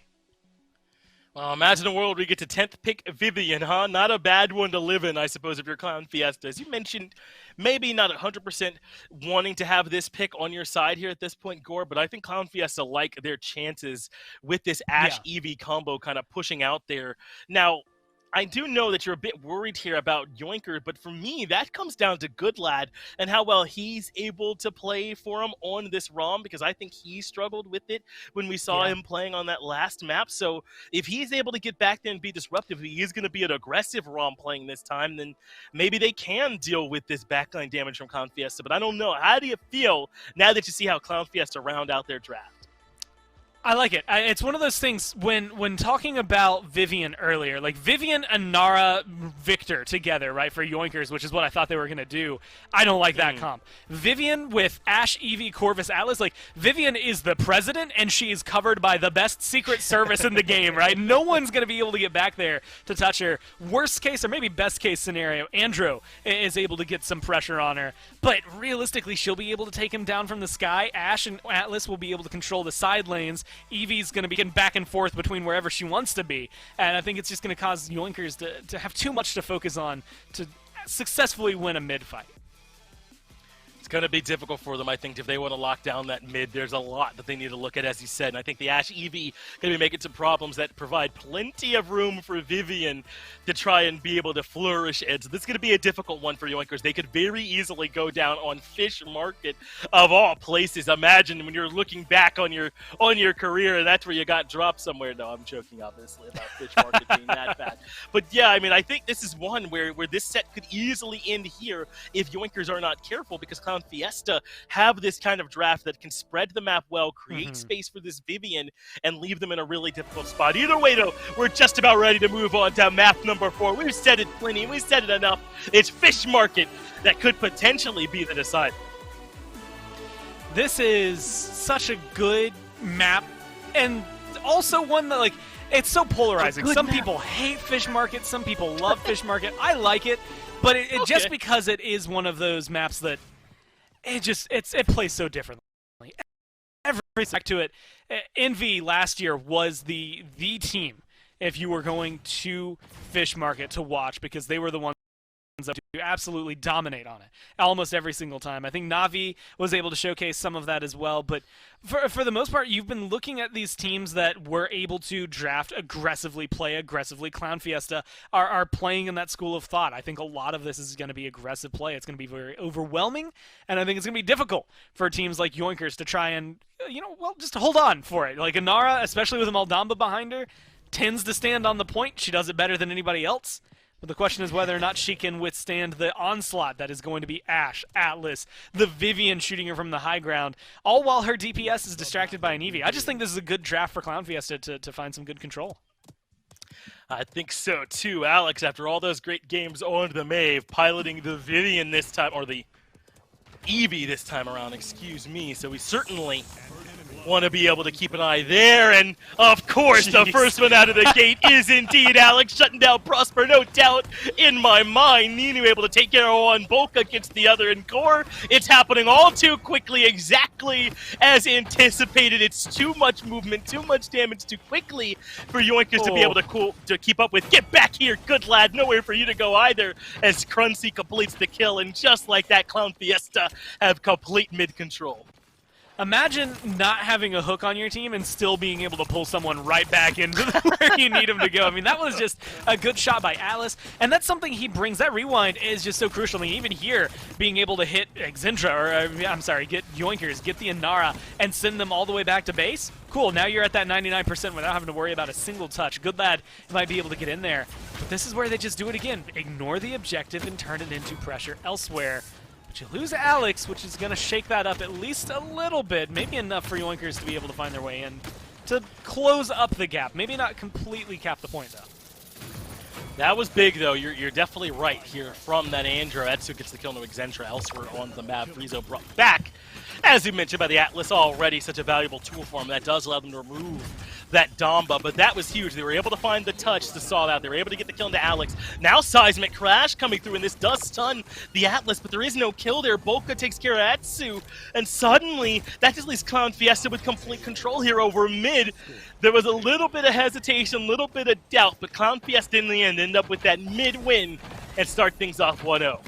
I am always a subscriber of the pretty hair school of thought, let's call it, where if you get your ults on the first point, you throw them out. It doesn't matter whether or not you think it's still fighting around that mid, and you see 100%, you hit E. You just go ahead and press it. The problem is that there wasn't really a lot of backup for that Seismic Crash, so even though I like the fact that Etsu throws it out, there wasn't really enough follow-up to make the difference there, and so he still ends up losing it. And so I almost want to say that was one of the few scenarios where you don't do it, but it's still going to be able to charge it up in time. It's only 1 point, even though we've seen some of that make the difference. Right now, the control, though, from ClownFiesta, I mean, this is where you should be seeing a shift for the defense, at least a slowdown in the payload. You should. If they can keep this amount of pressure up and this payload mounts the hill, then I don't know if Yoinkers are going to be able to stop it. No, this is getting scary fast, isn't it? Good Lad's been forced out with that dash already low. ClownFiesta just get the conversion. Gore, this does not happen normally on Fish Market like this, man. They're just running over Yoinkers. The mid fight was relatively clean, though there was that hiccup in the middle. But the conversion on the back end, normally you have to slow down there, at least for a bit. Yeah, I think there's normally a pause button right around the first corner. You know, you open up to a nice long pathway where the payload has to go down. And well, that's usually where things are stalled out. When you have Bolka, though, on 11 streak, Cruncy on a 10 streak, you can start to isolate where some of the problems are. I think you were able to deal with Alex, Ninu, Xintra at least once throughout all of that, right? 3, 2. But Cruncy consistently able to get good rewinds as well as second chances for himself to bring himself back into the fight even more. Now they get the credits from capturing the objective, credits from all those kills. You can see resilience already coming online for a lot of them. Alex has even gone Haven. It's a little selfish, but at this point, it's exactly what you need. What is this EV doing? Going in there and killing Victor.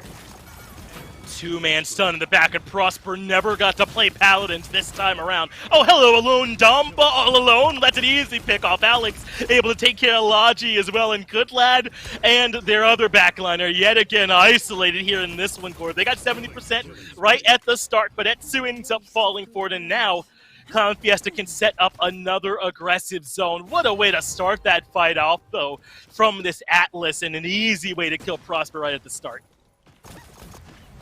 I mean, you're already, I want to just say immensely in control, but 70% for Yoinkers, just because of that comeback mechanic. Does make things a little iffy. If they can get a fight back like they did in round 1, they can cap themselves a point and be back in this fight. But that's the problem. I mean, Atlas comes back with full health. If you're Good Lad, yeah, you might even get this kill, but you're so distracted over here that maybe you're losing pressure elsewhere, and that's going to be on Prosper.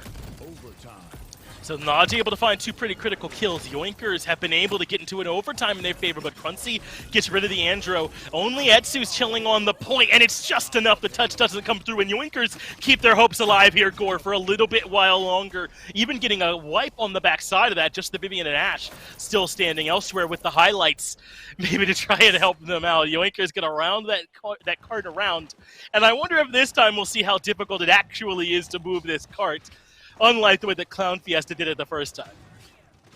Yeah, this is going to be the heat check for Yoinkers. And every time I see a team that's 2-0, especially after the first round was kind of a pop, which is what ClownFiesta brought in, I question everything about their capture, right? Because, yes, it's comeback mechanic facilitated, but if you can convert afterward and tie it up 2-2, that just showcases that your team is, you know, just as in this as they were before. They've already made immense amounts of progress. This is where I expect to see them stall out a little bit. They've already lost a lot of their teammates. Etsu may be able to pull something back, but it feels like right now is the chance to reset for Yoinkers. This is where ClownFiesta should have gotten stalled on their offense, but they didn't. Pull Good Lad back in, absolutely. Let's see if we can get that delayed stall-out kill. Looks like Good Lad did manage to live throughout all of it as Alex is away in the back line. Logi, recognizing where he is, looks for damage. Is able to find some, but Alex retreating and staying healthy. So this is where I like to say it's such a trap. I don't know if trap is the right word, but it's such an awful position coming into Ogor, because if you get the cap here, and it's so hard to get the conversion, then you come into the next mid down 3-1, and it's such an awful position where you could lose on that mid fight. It's tough, especially with Alex getting this kill here on the Friezo. Maybe they can shut down Cruncy here as Goodlad just leaning on left click, and will get that kill. Cruncy got a double before he died, though. The ClownFiesta continuing to stall this out.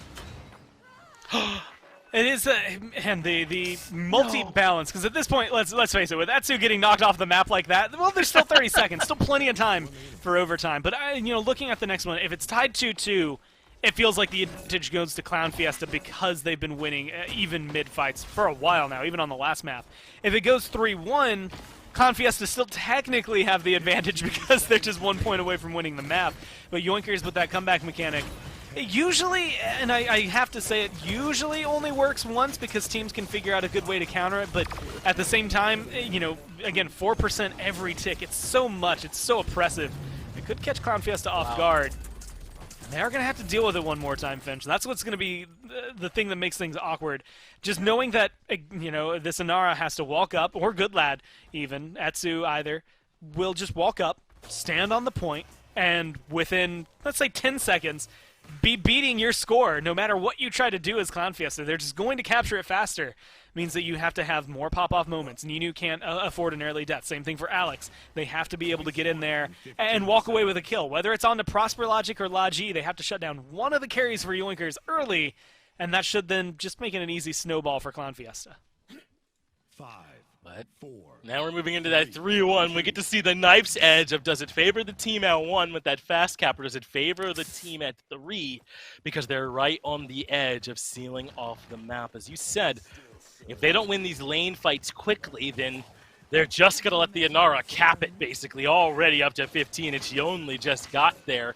Getting aggressive to the backline, but Logi not giving them an early target. He's being patient, but the Inara's been forced off already, so ClownFiesta had no need to panic. Into the backline goes the assert dominance, as it looks like the idea is to try and keep 3 in the backline. It's working. Ninu now making mincemeat of the isolated Goodlad, and that's left Etsu alone as well. So I know they end up losing at Zentra, but hasn't he kind of done his job already? Kept 3 members out of the fight and allowed the ClownFiesta to set up their mid positioning so they can defend from here. Well, they're going to be able to, again, tie at least 50% and 50%. No one getting aggressive. This accursed arm could turn things around, but that, I think, is the power of Atlas. Unfortunately, it only buys Cruncy a little bit of time, and now it's looking good for Yoinkers. It is. You're exactly right. They got that opening pick. They dealt with Cruncy. Now they'll wipe. And that might just be it in terms of this mid-fight. So, Gore, leaning more your way here, where it's favoring the team with the fast cap. Because you just need to win by such thinner margins. It's already over before ClownFiesta even get fully respawned. And now we're in the 3-2, and Yoinkers right back in this set. They're in a much more even spot now heading into this offense, looking for a conversion. That would tie us up at 3-3. But Alex, perhaps hearing me lose some faith in ClownFiesta, gets an early pick on Prosper. Well, this is where things start to get a little more interesting because you have to look at where these points have come from. So the 2-0 for ClownFiesta gets them 300 credits for the midpoint capture at the very beginning of the game, and then nothing since then, right? 1 conversion, 1 defense. So they haven't really been able to pick that up. Otherwise, Yoinkers have now matched 300 credits from 1 capture, then an extra 300 there. It's a very weird economy talk for Paladins that comes in, and it doesn't get to come into play too often, but it does mean that Yoinkers, as of right now, are maybe coming out neutral or a little ahead of ClownFiesta in terms of farm, just because of the fact that they've been able to capture that point a little more consistently. The kills coming up for ClownFiesta might neutralize a little bit of that, but it does help equalize some of these items and give them much more of a fighting chance now that they're only down by 1 point as opposed to being down by 2.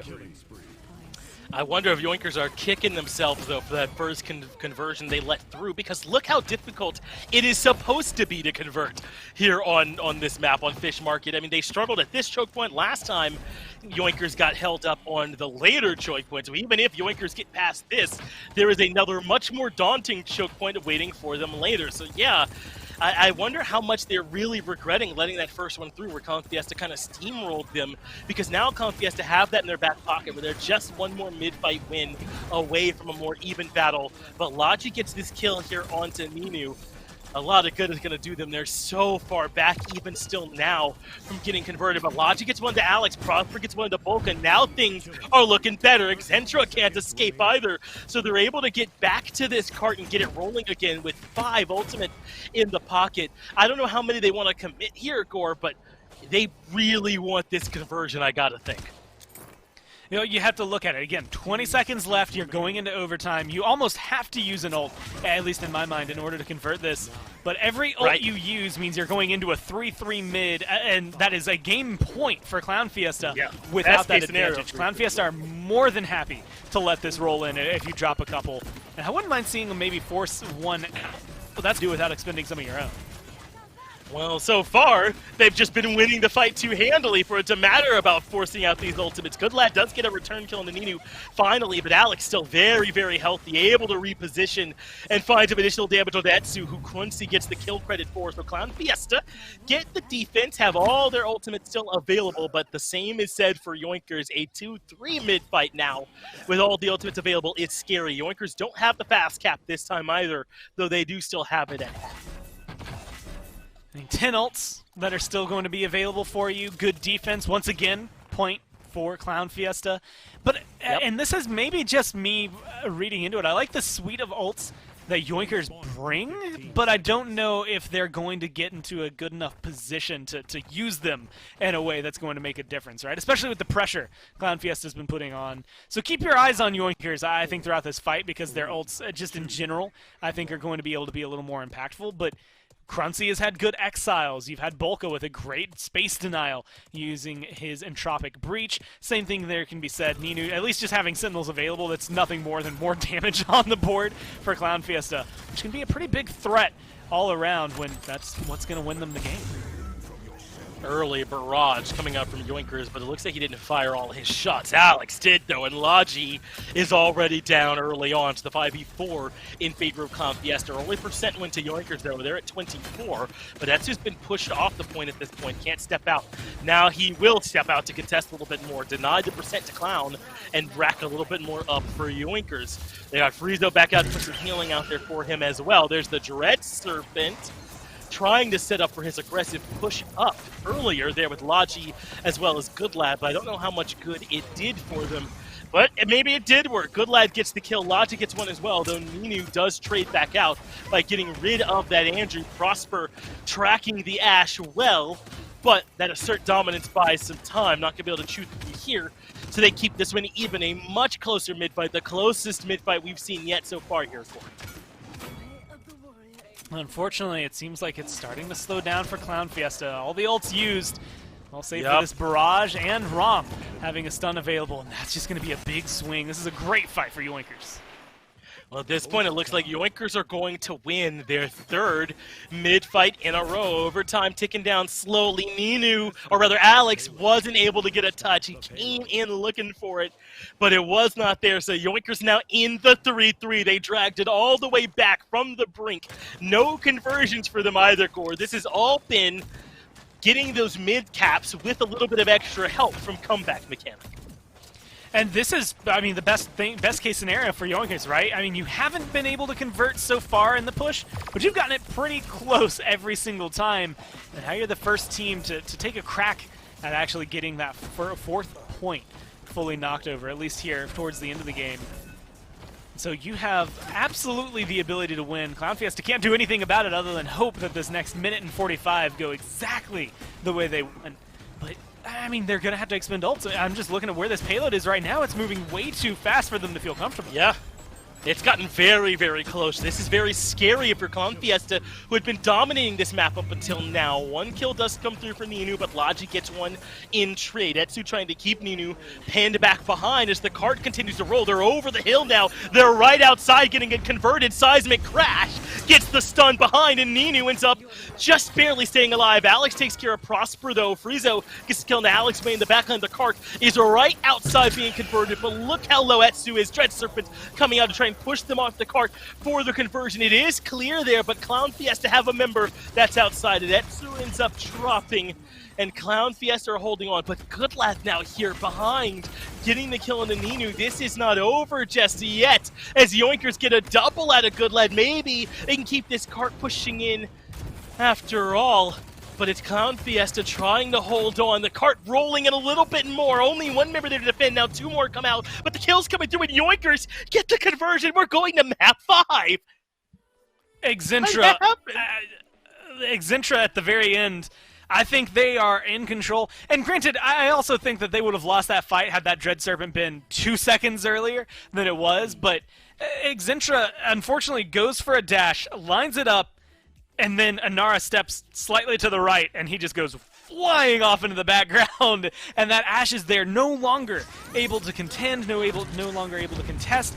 And after such a first oppressive round, I mean, it's one of the fastest 2-0s I think we've gotten to see in general lately. Everything then falls apart from ClownFiesta, like from there. Everything. Unable to win the mid fights, I think you get a good showing, kind of persistently, a little bit of Logi, a little bit of Prosper, but somebody that you had kind of called into play, who you wanted to see more of this game because they didn't necessarily have a great last game on Stone Keep. Goodlad, I think, had a stellar last 2 rounds even, where he just was able to find more kill conversions, find a lot more to open things up, and really start to make the difference for his team. I think if Goodlad wasn't able to have that performance, which, I mean, 10-5-11 was a good performance, then the team just is not able to close out that map anywhere near the way they were. No, I think you're right. Goodlad was essential to them getting that last conversion they got for that 4th point and the win to prevent coming back for another even mid-fight. You got to think that's what Yoinkers really wanted, right? That would have been the first even mid-fight they had since the first one that they won, and Yoinkers were able to deny that from ClownFiesta by getting that final conversion. So now we go on to map 5 here, Gore. And what a set this has turned into. I mean, obviously, we should have expected it to go to 5 maps. These are the 2 best teams in Europe battling it out. It will be Warder's Gate for that final 5th map. Another bit of an odd one, kind of just like Fish Market. I think that had to be the case with Bright March getting banned out, Nice Minds, and Frog IO, that we'd end up on some odd ones here towards the end. But what a final map to decide it, huh? And you know what? I think it was literally last week that I saw Warder's Gate banned by like 3 teams in a row. We did 3 different sets, and the only thing I could think was, man, when was the last time you got to watch a Warder's Gate game? And I honestly can't tell you. It feels like it's been months. I think prior to this phase, it was in the reserve maps, so it wasn't getting picked up by any of the teams. Even when it did come through, there's only a few teams that really feel comfortable picking it up. And honestly, if I'm equating it to a map, I think this feels a little more Fish Market-y in terms of the way it plays out. So maybe it's an area for ClownFiesta and Yoinkers to be able to flex on them a little bit, considering we had a 4-3 there. But there's also some little minutia. I think snipers can work well here. Victor, Vivian's still going to be solid. One day we'll see Ruckus, but he's banned out permanently in Europe, it feels like, and no one in Brazil and NA wants to pick him up. So maybe he'll find his way to the sunlight sometime soon. But I'm thinking Inara, as well as Eevee, Bomb King, if they are willing to risk it, are all going to be really prominent picks here. But this is another map where those conversions should be pretty rare, I'm thinking here, Gore, right? On Orders, there's a long way you've got to go to get this cart converted on this map. And it's such a big open area in the mid anyway that it's often hard to channel those into a good offense right away. It is Vivian first picked in here by ClownFiesta, which didn't quite work for them back on Fish Market when it looked like it would initially. Ninu was looking great, but they couldn't quite find the win. So they'll be taking that Vivian into the Inara Corvus over there for Yoinkers. And here on Warders, how do you like these top 3 picks so far? Honestly, it's one of those weird things. If you're going to give up something like Vivian, I think Inara Corvus is like the only 2 you can pick up to be like, yeah, that was worth it. Because I think Yoinkers, as of right now, you get the best frontliner with the best support coming through, a lot of flexibility for your ladder draft. You get to see 3 picks of ClownFiesta before you pick up either A, your off-tank, or B, any of your DPS. And you already know, unless they're going to swing to Atlas solo tank, triple DPS, that Vivian and Andro are the 2 you're going against. So that gives you the opportunity to choose something that's going to help with all of that. And I did just make myself sad a little bit, because I was about to say if there weren't so much hit scan on the side of ClownFiesta, maybe we'd get to see Drogos. And then I just remembered that it's been ages. I think literal months since I've seen Drogos anywhere in regards to Paladins. You have to go watch like community streams or load into my own game in order to see him. You just don't get to see him competitively. But I'll take my happiness in the form of Eevee. It's been a long time since we got to see him, but look at this draft now for Yoinkers. This Rom Eevee certainly could be pushing together. Now, this feels like one of those maps where the lanes are a little bit less defined. They certainly are there, right, where you're fighting on the sides of the main point, but not quite as clear as something like Stone Keep, where you've got the Keep Church side, where they're definitely going to be having those enclosed battles. So I think that Yoinkers are pretty free to move around with this Rom Eevee combo. It's just a matter of can they do it without getting shredded by Vivian Andro in that backline before they get there. And now you know that they're going to be bolstered up front by this Nando Damba Atlas sort of core keeping them all going. Man, I'm liking what Yoinkers are bringing into this. I think Rom is going to be able to great control Strix from the backline to contest Vivian and an Andro. I don't know, ClownFiesta's tanks are a little weaker compared to what you're seeing out of Yoinkers as well. So you're having that differential come into the equation. I think Vivian Andro, as good as a combo as it is, are going to suffer to the Eevee Strix. I think this is a good opportunity draft-wise for Yoinkers to show them what they have. But, you know, there's always that X factor that comes into Paladins, Finch, that at this point I think is going to play, and that is, how much does Alex pop off, right? How much does this Andro just decide to find, you know, like quadra kills, triple kills consistently in the game? What about the either the Andro or the Vivian? How are they going to do? Is Eevee just going to pop off? You know, that X factor that comes through. I think in a vacuum, Yoinkers are the ones that are in a little bit more control, but you can never truly say that it's going to go one way here. You truly cannot. Map number 5, Orders Gate, Yoinkers and ClownFiesta, each with only one loss, battling to see who can, for now, solely own the spot at the top of the league. It was looking for a long time like it was going to be ClownFiesta. They dominated the middle of the map, but hello! First blood coming the way of Yoinkers. Logi working together with the damage from Prosper, able to get on the board first, but Crunchy and Alex not to be outdone, get 2 in return. Logi falls as well as Alex gets the double kill. 42% from Yoinkers. That is all the Anara parked on the point, but at this point, she will be being sent back to base. They can step forward, commit all their damage to her, and control mid freely, even step forward for some aggressive zoning. And honestly, you know, the minute you see Eevee get that aggressive, but 3 people on ClownFiesta are looking to run down Prosper's barrel, and they do not care that they're running at a sniper, I think that showcases where ClownFiesta's mentality is here. And the only thing I honestly would have liked to see them change is maybe staggering out the Anara a little bit more, but they have the control right now, so it's not affecting them negatively just yet. And they've been able to find stuns, control, and Nara's kind of having to awkwardly get aggressive onto the point right now. It's just whether or not Yoinkers can fight back from this deficit of 52%. Good maneuvering here by Volca, coming back to provide Alex with some much-needed healing, but Goodlad has gotten the better of Ninu, Exentralo, and Alex. That's a double for Goodlad. Prosper stepping up here as well, and now Goodlad going hunt and sees the Damba alone in the back and shuts him down for another. That's huge from Yoinkers to be able to regain control of the mid, and there's no overtime here. Yoinkers, after coming back on Fish Market, come back as well here on mid-fight 1 on Warders. That's more or less what I expected out of this draft. It's kind of surprising to see them, I think, take that lapse early on, but I do think they age well with time. I think that this is just a good off-tank to have. This Rom, Goodlad, just had a solid game on Fish Market. And now it's just bringing that presence over here. I'm kind of surprised. I don't think I've ever seen Logi play Eevee. This has been hitting all the right marks for me as of yet. Another great shot right there even to continue that pressure. And that's a full wipe, Finch. Yeah. What happened to ClownFiesta? It's a collapse. Now in these last 2 maps, it already happened on Fish Market, where they got the 2-0 to start the map, only got their other 3rd point from a defense. The rest of it was all ClownFiesta, and now here they are running over them in Warders. Now the mid-fight was close, but this offense has been excellent. Normally, this is a much slower push to try and start this one off. Yoinkers are right outside getting the conversion. Prosper, though, is low in the back. 30, I think, was the HP he had, getting back and finding some HP so he can keep right on fighting. Logi gets rid of Ninu at the start. Crunchy is looking to lock down Prosper in the back of the fight. but Etsu was able to take care of Accenture earlier, and now Prosper is still alive, dealing with Pruncy. The flank doesn't work for him, so they can just re-siege, get the successful conversion, and all of a sudden, Gore, it's 2-0. Now, I will say I'm a little worried. The last time we saw a team go up 2-0, didn't work out too well for them the rest of the game, so that is something to keep in context here. As we actually saw, now that I'm looking back at it, watching the highlight, kind of the example of what I was saying as we came into this game. You never know if someone's going to pop off, if Alex is just going to find 3 kills all of a sudden, and that's going to change out part of the way the outcome would go.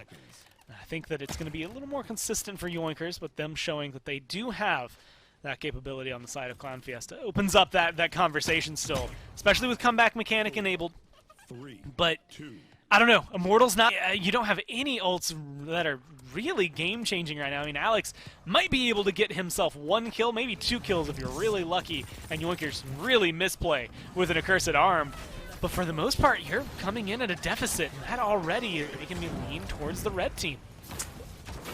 It is. Well, you mentioned that they might be able to get some value out of the Accursed Arm. Looks like the answer to that one was no, at least for now. Yoinkers are lighting up the kill feed to the point of a wipe double for Friezo. The kill's going entirely in favor of the red team as they walk over ClownFiesta to start this one out. And Good Lad must have agreed with me about his gameplay earlier, because he has turned on the jets these last 2 maps, hasn't he? Fish Market was Good Lad, looking great here in Warriors as well. And now Yoinkers with control over the mid, not going to let them force their way through here for the Nando. Prosper gets a kill, and just like that, it's 3-0 for Yoinkers. The fast cap no longer a factor if Yoinkers can just find the conversion. I mean, now they're entering a position where, I mean, just look at this control. Yes, you're technically going to be fighting 1 man down, but since your support's Corvus, I don't know that you're really at a full deficit, especially with the path that the payload takes. It'll be interesting, but right now I'm looking at Prosper. I mean, look at this angle. There's not much you can do if you're ClownFiesta that's getting damage onto him and saving yourself from Logi. Hey Alex, were you just hanging out in the corner there, bud? Well, Prosper says you don't get to stay there for long. Just peeks right around it, finds the kill, and now yet again another fast, aggressive offense coming out in favor of Yoinkers, with her right outside the conversion point. And Prosper basically just keep his scope on spawn and dare you to come out. Finds a 1 snipe right away, but has to give up that positioning. Looks like Yoinkers have to change up their tacks. They move over to this right side lane, and Logi gets the first kill onto Ninu. They know exactly where Alex is, and Logi gets that kill as well. Prosper turns around to look towards Bolka, keeps him pushed back inside the spawn as well. Another potential wipe coming through as the Nando's the only thing tethering them to any hope of converting this round, but Logi rips that away as well. Yoinkers in complete control as the card gets closer and closer to being converted. Pruncy has made his way out to defend, but they just go for the Vivian in the back to try and keep Ninu from helping out any further. Logi unable to find it as Alex takes care of Prosper. That's 1 kill going their way, but all the rest of them favoring Yoinkers. The Dread Serpent, though, does come out from ClownFiesta. Maybe that's enough. Alex gets a double, and I think they might be able to hold on here. Gorazetsu is so low, he goes down, and ClownFiesta narrowly hold on. I'm going to have to watch very carefully. I think simultaneously, every member of Yoinkers, Eevee is where my mind immediately drifts to, and every member of ClownFiesta. If they get baited into a fight that's not near that payload, we're in backdoor territory for Logi.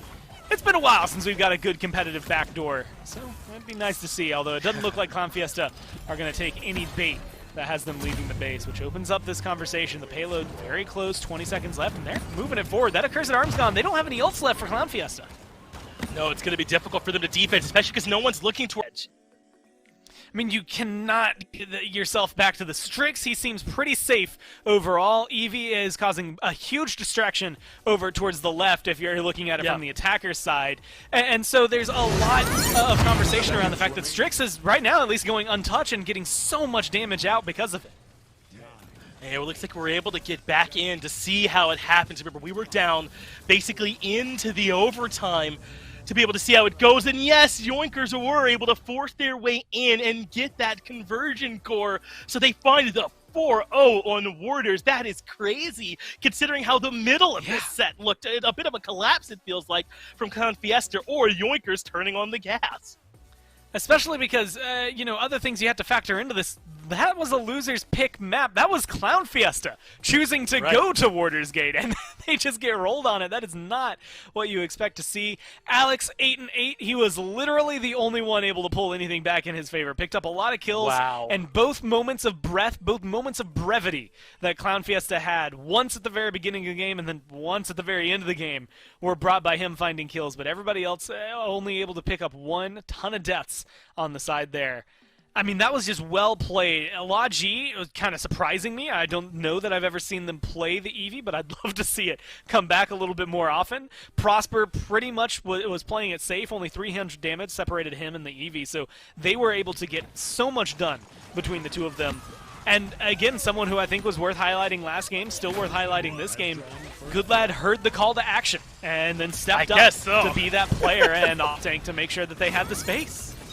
I dared question Goodlad for a few seconds, and boy, did he respond in this market and here on Warder, showing up for them. But Laji, I think, has got to be the person of the hour for them here in this set. I mean, a tremendous performance. And you know how much he made so much space for Prosper. How many times did we see him at the front of where you push in the cart, just kind of standing there, free reign to aim down the lane and just find all these snipes? Yoinkers now improve to 6-1, 12 in the plus minus, and Europe, what a tough, brutal region over there, man. All these teams are strong, and if you don't bring your A game, suddenly it can slip through your fingers like we just saw for ClownFiesta.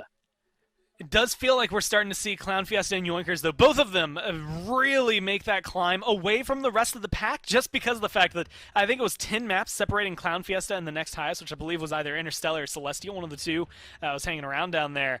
So I think impressive for both of these two teams to have that much control.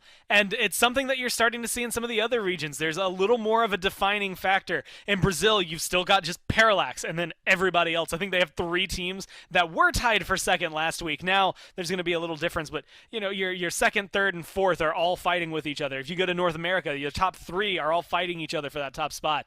It's definitely turned out to be a competitive face. It is close, and it's only going to get closer as we move on to Brazil next. We've only just wrapped up Europe. It feels like we've been casting all day, so there's plenty more Paladins Pro Circuit coming your way after this quick break.